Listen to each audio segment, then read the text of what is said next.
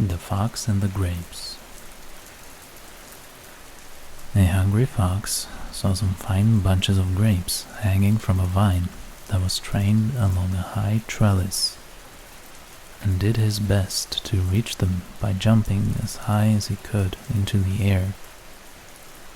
But it was all in vain, for they were just out of reach, so he gave up trying, and walked away with an air of dignity and unconcern, remarking, "I thought those grapes were ripe, but I see now they're quite sour." The Goose that Laid the Golden Eggs. A man and his wife had the good fortune to possess a goose which laid a golden egg every day. Lucky though they were, they soon began to think they were not getting rich fast enough, and, imagining the bird must be made of gold inside, they decided to kill it in order to secure the whole store of precious metal at once. But when they cut it open, they found it was just like any other goose. Thus, they neither got rich all at once, as they had hoped, nor enjoyed any longer daily addition to their wealth. The Cat and the Mice. There was once a house that was overrun with mice. A cat heard of this and said to herself, "That's the place for me." And off she went and took up her quarters in the house, and caught the mice one by one and ate them. At last, the mice could stand it no longer, and they determined to take to their holes and stay there. "That's awkward," said the cat to herself. "The only thing to do is to coax them out by a trick." So she considered a while, and then climbed up the wall and let herself hang down by her hind legs from a peg, and pretended to be dead. By and by a mouse peeped out and saw the cat hanging there. "Aha!" it cried. "You're very clever, madame, no doubt, but you may turn yourself into a bag of meal hanging there, if you like, yet you won't catch us coming anywhere near you." The Mischievous Dog. There once was a dog who used to snap at people and bite them without any provocation, and who was a great nuisance to everyone who came to his master's house. So his master fastened a bell round his neck to warn people of his presence. The dog was very proud of the bell, and strutted about, tinkling it with immense satisfaction. But an old dog came up to him and said, "The fewer airs you give yourself, the better, my friend. You don't think, do you, that your bell was given you as a reward of merit? On the contrary, it is a badge of disgrace." The Charcoal Burner and the Fuller. There was once a charcoal burner who lived and worked by himself. A fuller, however, happened to come and settle in the same neighborhood.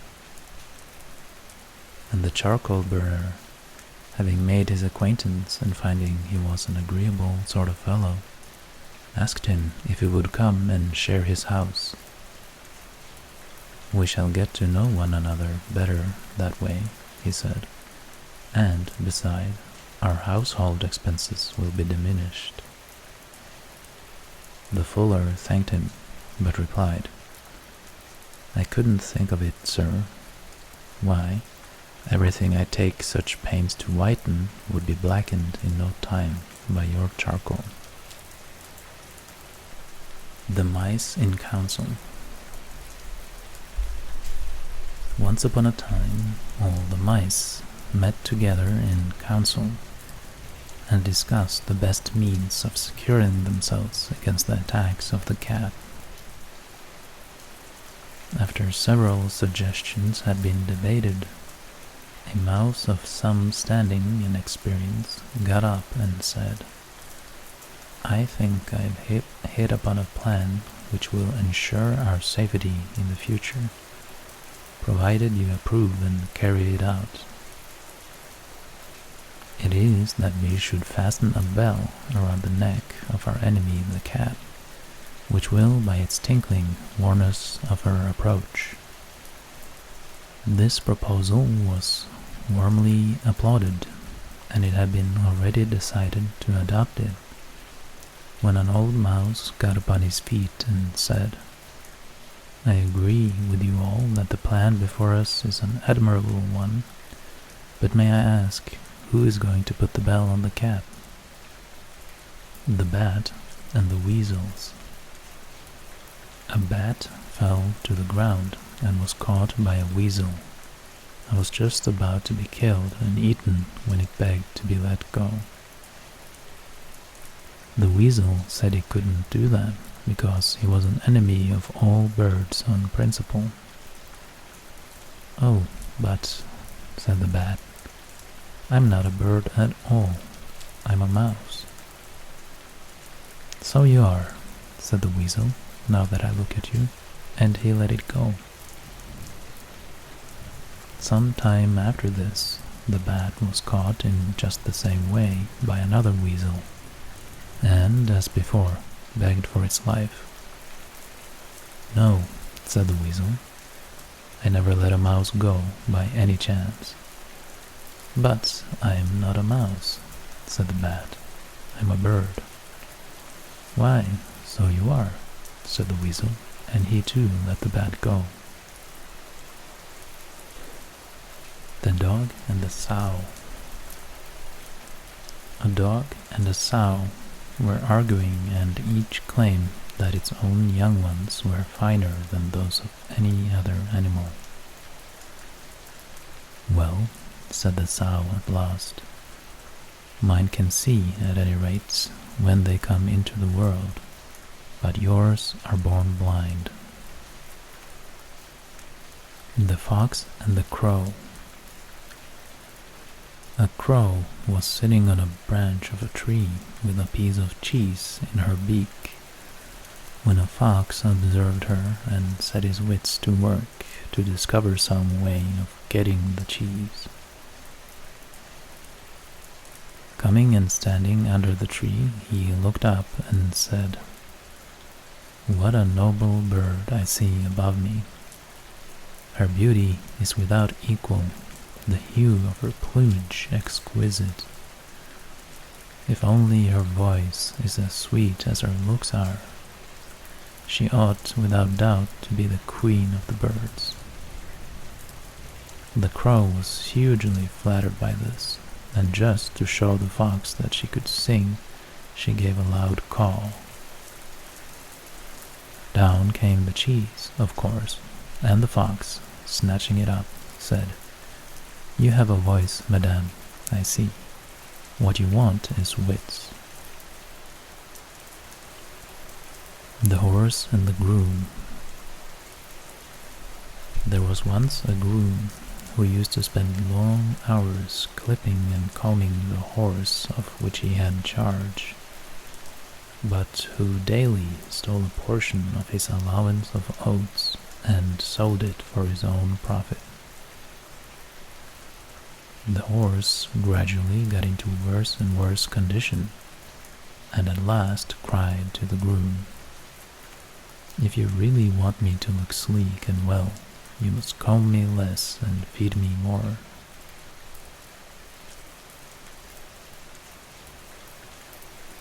The wolf and the lamb. A wolf came upon a lamb straying from the flock, and felt some compunction about taking the life of so helpless a creature without some plausible excuse. So he cast about for a grievance and said at last, "Last year, sir, You grossly insulted me." "That is impossible, sir," bleated the lamb, "for I wasn't born then." "Well," retorted the wolf, "you feed in my pastures."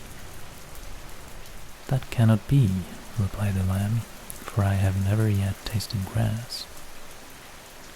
"You drink from my spring, then," continued the wolf. "Indeed, sir," said the poor lamb, "I've never yet drunk anything but my mother's milk." "Well, anyhow," said the wolf, "I'm not going without my dinner." And he sprang upon the lamb and devoured it without more ado. The Peacock and the Crane. A peacock taunted a crane with the dullness of her plumage. "Look at my brilliant colors," she said, "and see how much finer they are than your poor feathers." "I'm not denying," replied the crane, "that yours are far prettier than mine. But when it comes to flying, I can soar into the clouds, whereas you are confined to the earth like a beetle."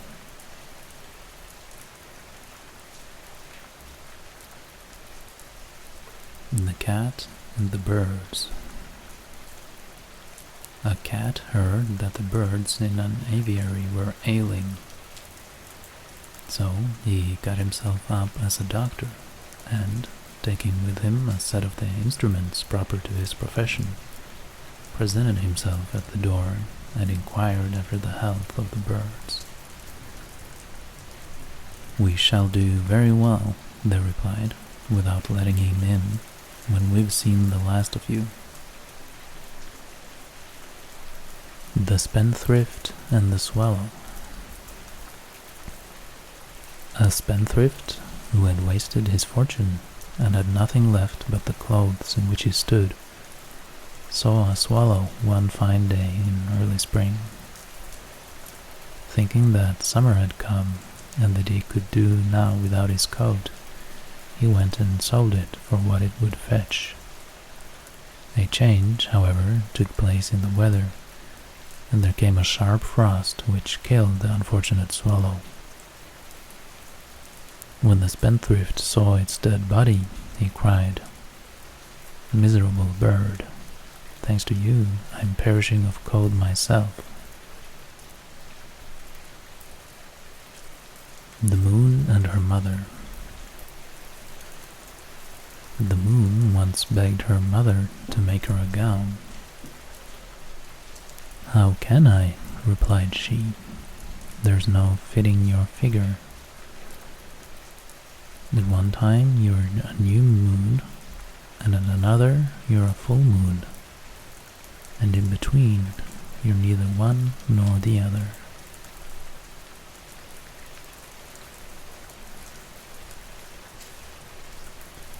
Mercury and the Woodman. A woodman was felling a tree on the bank of a river when his axe, glancing off the trunk, flew out of his hands and fell into the water. As he stood by the water's edge, lamenting his loss, Mercury appeared and asked him the reason for his grief.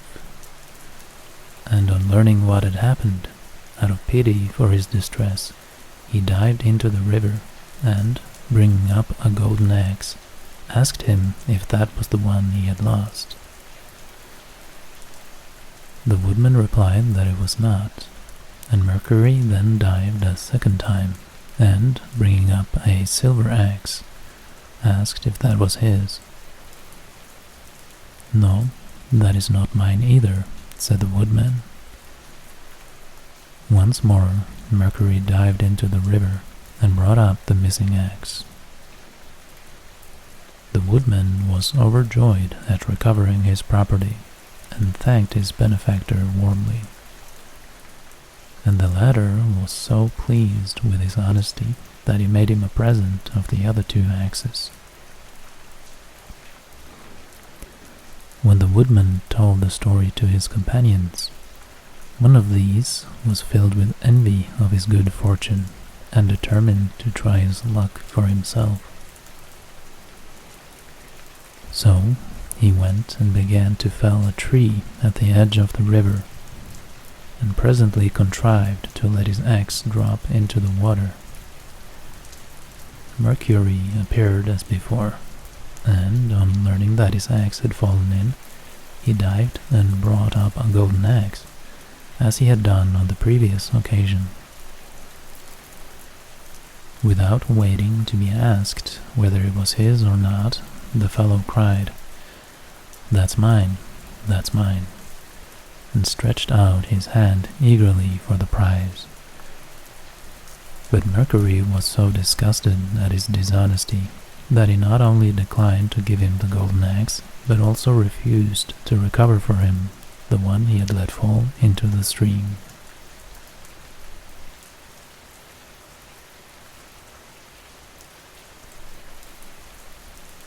The Donkey, the Fox, and the Lion.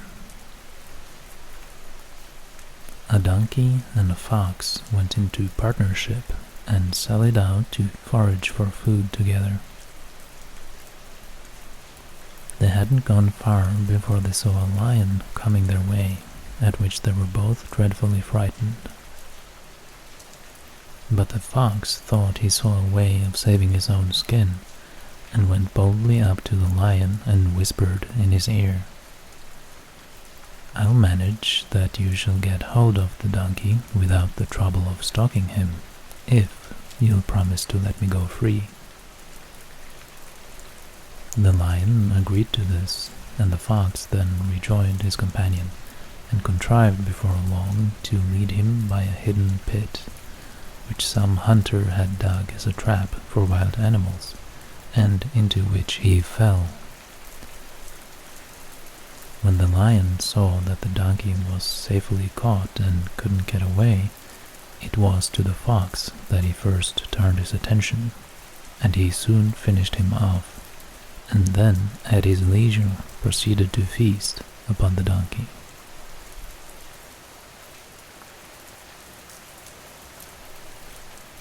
A lion asleep in his lair was woken up by a mouse running over his face. Losing his temper, he seized it with his paw and was about to kill it. The mouse, terrified, piteously entreated him to spare its life. "Please let me go," it cried, "and one day I will repay you for your kindness." The idea of so insignificant a creature ever being able to do anything for him amused the lion so much that he laughed aloud and good-humoredly let it go. But the mouse's chance came, after all. One day, the lion got entangled in a net which had been spread for game by some hunters, and the mouse heard and recognized his roars of anger and ran to the spot. Without more ado, it set to work to gnaw the ropes with its teeth, and succeeded before long in setting the lion free. "There," said the mouse, "you laughed at me when I promised I would repay you, but now you see, even a mouse can help a lion." The Crow and the Pitcher. A thirsty crow found a pitcher with some water in it, but so little was there that, try as she might, she could not reach it with her beak, and it seemed as though she would die of thirst within sight of the remedy. At last she hit upon a clever plan. She began dropping pebbles into the pitcher, and with each pebble the water rose a little higher, until at last it reached the brim, and the knowing bird was enabled to quench her thirst.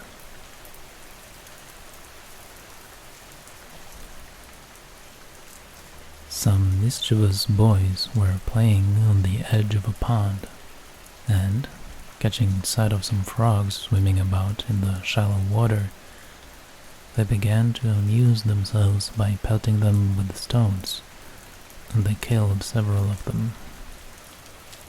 At last, one of the frogs put his head out of the water and said, "Oh, stop, stop, I beg of you. What is sport to you is death to us."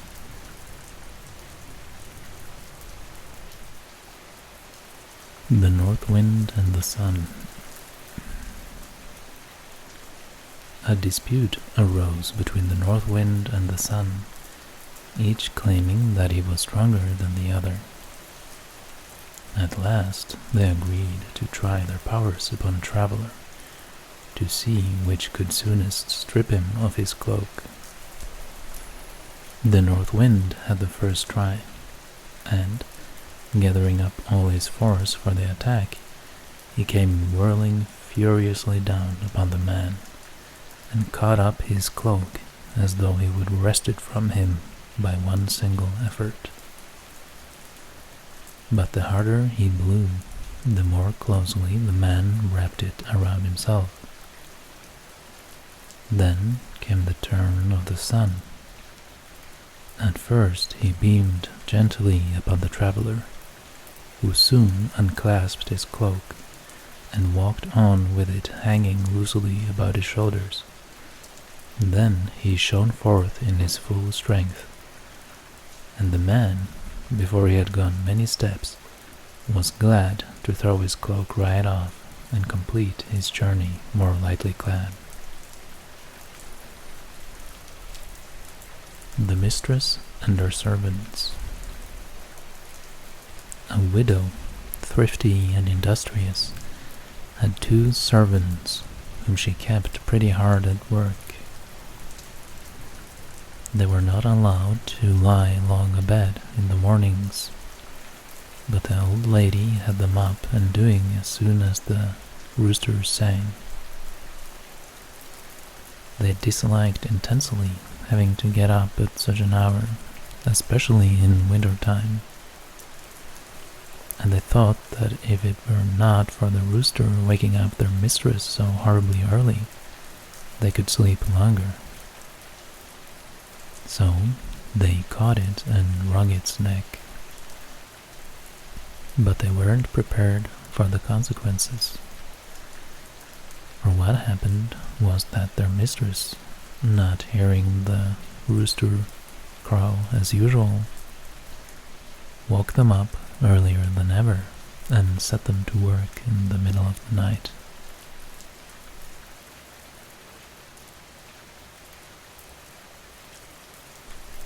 The goods and the ills.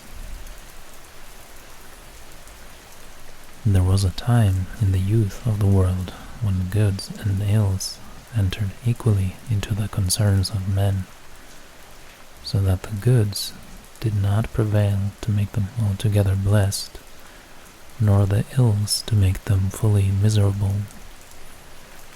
But, owing to the foolishness of mankind, the ills multiplied greatly in number and increased in strength, until it seemed as though they would deprive the goods of all share in human affairs and banish them from the earth.